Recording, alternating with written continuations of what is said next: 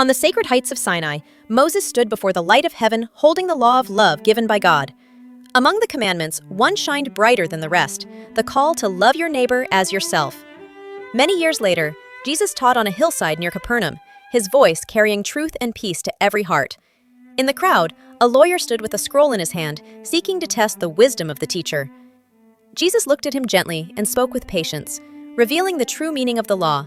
With compassion in his eyes, Jesus said, "Love your neighbor as yourself, for love fulfills every command." The lawyer, uncertain, asked, "But who is my neighbor?" And the crowd waited for his answer. Then Jesus began a story. His words, painting a journey through the desert, rode from Jerusalem to Jericho. A traveler walked alone, his steps weary and his heart unguarded, beneath the burning sun. Suddenly, robbers attacked him, stealing his goods and leaving him beaten and broken on the road. The traveler lay wounded and helpless, his voice fading beneath the scorching heat. A priest passed by, his robes clean, and his eyes turned away, unwilling to stop. Then a Levite came near, but fear gripped his heart, and he crossed to the other side.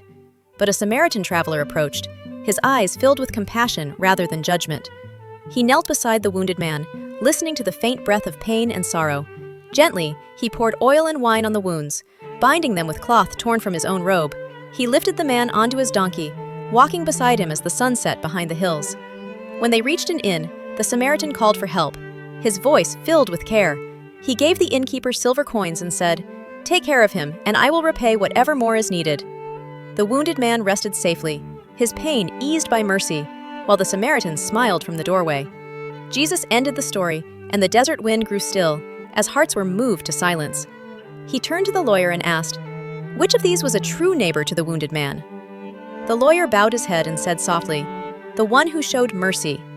Jesus smiled and said, "Go and do likewise," his words echoing with eternal truth. In Nazareth, Mary helped an old woman carry heavy jars, her kindness shining in the ordinary. Even a Roman soldier shared bread with hungry children, love crossing every boundary. A young disciple offered his meal to a beggar, finding joy in giving rather than keeping. A mother's embrace comforted her crying child, showing that love begins at home. Jesus knelt and washed the disciples' feet, revealing that service is the heart of love. Peter's tears fell as he realized that true greatness is found in humility. On the road to Calvary, Jesus carried the cross, loving even those who condemned him. Hanging on the cross, he forgave his enemies, showing the highest form of love. At dawn, the empty tomb shone with new light, for love had conquered death. Today, in every city and every heart, that same love still calls us to care for one another.